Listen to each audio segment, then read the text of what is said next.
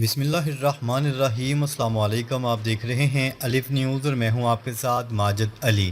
شامل کرتے ہیں پاکستان اور دنیا بھر سے breaking news headline. Donald Trump کا دھوکہ، مسلم لیڈر کے ساتھ بڑا کھیل۔ ڈونلڈ ٹرمپ نے مسلم لیڈرز کو مذاکرات کے نام پر بڑا دھوکہ دیا۔ انہوں نے غزہ سے اسرائیلی فوج کے انخلا اور فلسطینیوں کے حق میں 21 نکاتی ایجنڈا پیش کیا، لیکن نیتن یاہو نے سب کچھ پلٹ دیا۔ اسرائیل نے معاہدے کو تبدیل کروا کر غزہ پر قبضہ برقرار رکھنے اور فلسطینی ریاست کے قیام کو مسترد کر دیا۔ قطر، سعودی عرب اور ترکی نے ڈونلڈ ٹرمپ سے معاہدہ نہ جاری کرنے کی اپیل کی، مگر نیتن یاہو نے سب کو دھوکہ دے کر اپنی مرضی کا معاہدہ لیک کر دیا۔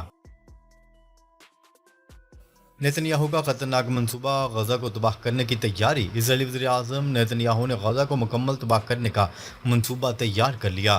ڈونلڈ ٹرمپ نے معاہدے کو توڑ مروڑ کر غزہ سے فوج نہ ہٹانے اور تعمیر نو روکنے کا اعلان کیا۔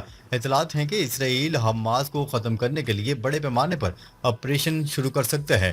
مسلم ممالک کی خاموشی اور ڈونلڈ ٹرمپ کی حمایت نے نیتن یاہو کے حوصلے بڑھا دیے ہیں۔ حماس کے ہاتھوں میں دو معاہدے، کون سا سچا کون سا جھوٹا؟ حماس کے سامنے دو معاہدوں نے سب کو حیران کر دیا۔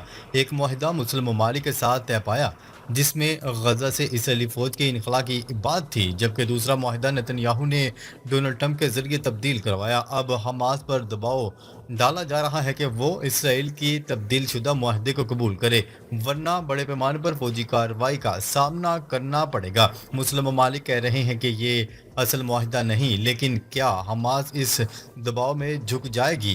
وقت تیزی سے ختم ہو رہا ہے۔ غزہ کی جنگ کا فیصلہ کن مار کا بدھ تک الٹیمیٹم۔ ڈونلڈ ٹرمپ نے حماس کو بدھ تک معاہدہ قبول کرنے کا الٹیمیٹم دے دیا۔ نیتن یاہو نے اعلان کیا ہے کہ اگر حماس نے معاہدہ نہ مانا تو غزہ میں تباہ کن آپریشن شروع ہو جائے گا۔ اسرائیل نے اپنی افواج کو تیار کر لیا اور کہا کہ وہ نہ فلسطینی ریاست بننے دے گا اور نہ ہی غزہ کو آزاد کرے گا۔ مسلم ممالک اور عالمی برادری اس دھوکے پر خاموش ہیں۔ کیا بدھ کے بعد غزہ خون کی ہولی کا میدان بن جائے گا؟ ایران کی واضح دھمکی، اسرائیل حملہ کرے گا تو امریکہ نشانے پر ہوگا۔ ایران کے کمانڈر جنرل محسن رضائی نے اسرائیل کو دو ٹوک پیغام دے دیا۔ ان کا کہنا تھا کہ اگر اسرائیل نے ایران پر حملہ کیا تو اسی لمحے ایران امریکہ کو جنگ میں گھسیٹ لے گا۔ رضائی کے مطابق ایران مکمل طور پر تیار ہے اور کسی مغالطے میں نہ امریکہ رہے اور نہ ہی اسرائیل۔ انہوں نے یہ بھی کہا ہے کہ یہ لڑائی آخری جنگ ہوگی اور خطے کا نقشہ بدل دے گی۔ ایران کا کہنا ہے کہ اس بار صورتحال ماضی سے مختلف اور کہیں زیادہ خطرناک ہوگی۔ قطر کے فضائی اڈے پر امریکی جیٹس کی آمد، خطے میں کشیدگی عروج پر۔ گزشتہ 48 گھنٹوں میں امریکہ نے بڑی تعداد میں اپنے فائٹر جیٹس قطر العدید ایئر بیس منتقل کیے ہیں۔ یہ اقدام اس بات کی علامت ہے کہ واشنگٹن ممکنہ بڑی جنگ کے لیے مکمل طور پر تیار ہو رہا ہے۔ سوال یہ ہے کہ کیا یہ جیٹس ایران پر براہ راست حملے میں استعمال ہوں گے یا صرف دفاعی اقدامات کے لیے؟ ایران نے واضح کر دیا ہے کہ اگر حملہ ہوا تو یہ اڈے بھی نشانے پر ہوں گے۔ خطے کے دیگر ممالک بھی اس صورتحال پر گہری نظر رکھے ہوئے ہیں۔ ایران اور روس کا نیا عسکری تعاون، جدید میزائل اور ٹیکنالوجی میدان میں۔ ایران نے حالیہ دنوں میں کئی نئے میزائلوں کے تجربات کیے ہیں جنہیں جنگ کی صورت میں استعمال کیا جا سکتا ہے۔ اطلاعات کے مطابق روس نے ایران کو جدید ٹیکنالوجی اور عسکری سازوسامان فراہم کیا ہے۔ ان میں میزائل ڈیفنس سسٹم اور الیکٹرونک وارفیئر آلات شامل ہیں۔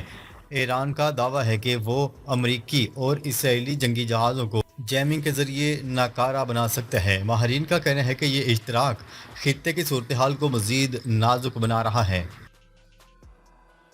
ڈونلڈ ٹرمپ کا اعلان، بہت سی جنگوں سے بچنے کے لیے ایک بڑی جنگ لڑنی ہوگی۔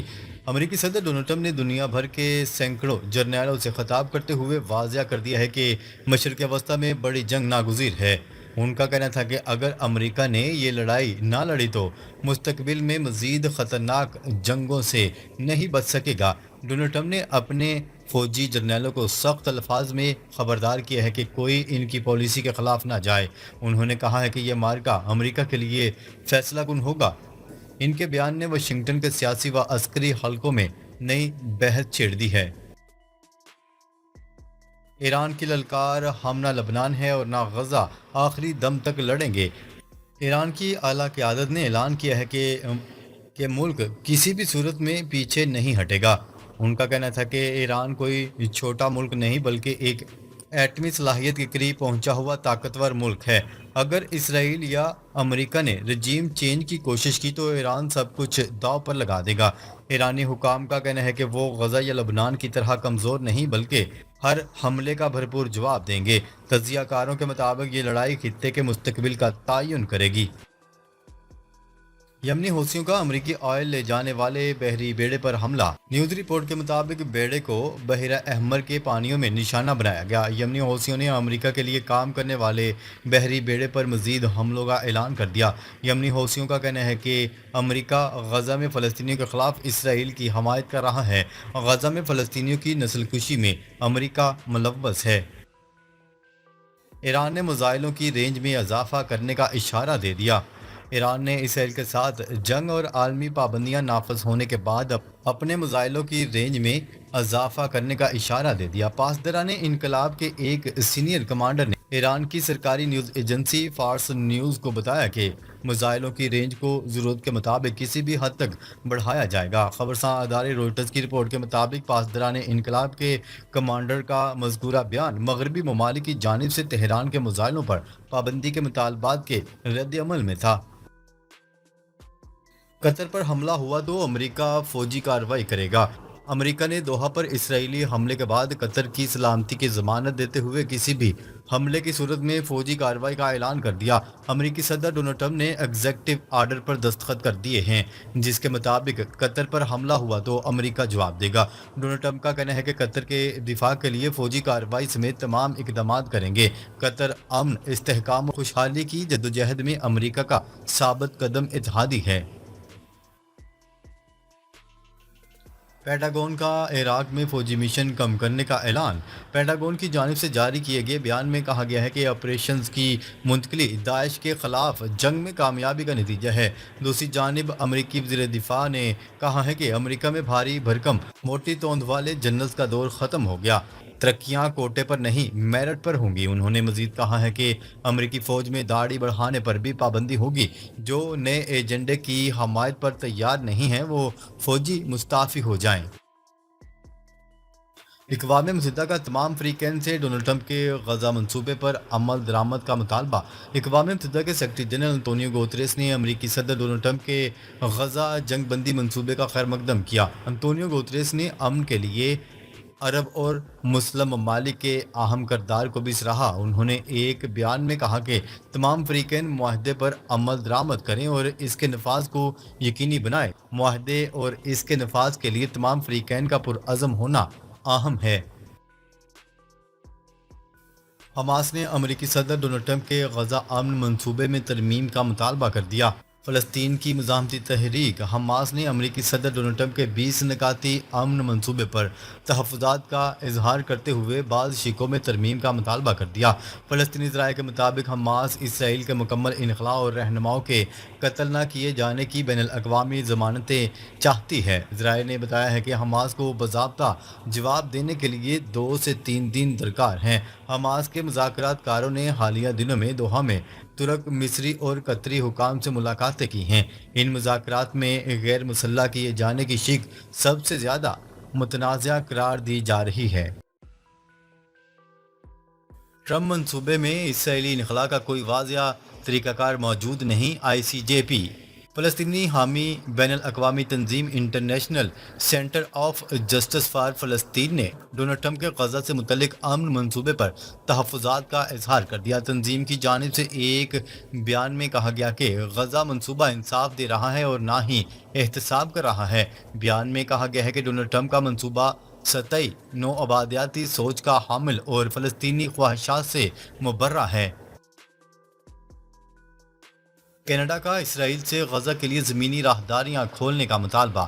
کینیڈا نے اسرائیل سے غزہ میں بڑے پیمانے پر انسانی امداد کی بلا روک ٹوک رسائی کے لیے زمینی راہداریاں کھولنے کا مطالبہ کر دیا۔ عالمی میڈیا کی رپورٹ کے مطابق اقوام متحدہ کی جنرل اسمبلی سے نیو یارک میں خطاب کرتے ہوئے کینیڈا کی وزیر خارجہ نے اسرائیل پر زور دیا کہ وہ فلسطینی علاقے میں عام شہریوں اور صحت کے مراکز کا تحفظ یقینی بنائے۔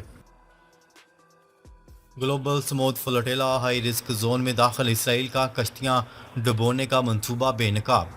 अरब मीडिया की रिपोर्ट के मुताबिक ग्लोबल स्मूथ फ्लोटेला अपनी मंजिल की जानिब रवां दवा है और हाई रिस्क जोन में दाखिल होने पर इसराइली बहरी जहाज़ों ने बेड़े के 2 मरकजी कश्तियों का घेराव करके कम्युनिकेशन आलात को जाम कर दिया। इसराइली नशरियाती अदारे के मुताबिक इसराइल बेड़े को रोकने के लिए बाद कश्तियों को समंदर में डुबोने का मंसूबा भी बना रहा है। अफगानिस्तान में 2 रोज़ के तातुल के बाद इंटरनेट सर्विस बहाल कर दी गई। अफगान मीडिया के मुताबिक तमाम टेली कम्युनिकेशन नेटवर्क्स ने इंटरनेट और कम्युनिकेशन सर्विसेज बहाल कर दी हैं। मकामी मीडिया का कहना है कि मुल्क में इंटरनेट और टेली कम्युनिकेशन सर्विसेज तकरीबन 48 घंटों तक मअतल रहीं और तालिबान हुकाम ने अब तक इस हवाले से कोई बाज़ाब्ता बयान जारी नहीं किया। दूसरी जानिब अमरीकी मीडिया के मुताबिक अफगान हुकूमत के तर्जुमान ज़बीउल्लाह मुजाहिद ने एक पैगाम में कहा कि अफगानिस्तान में इंटरनेट पर पाबंदी की खबरें दुरुस्त नहीं हैं। इस वक्त तकनीकी टीमें फाइबर ऑप्टिक केबल्स की मरम्मत कर रही हैं। नाजरीन, अब तक के लिए इतना ही। मज़ीद खबरें लेकर बहुत जल्द आपकी खिदमत में हाजिर होंगे। तब तक के लिए अपना ख्याल रखिएगा। अल्लाह निगहबान।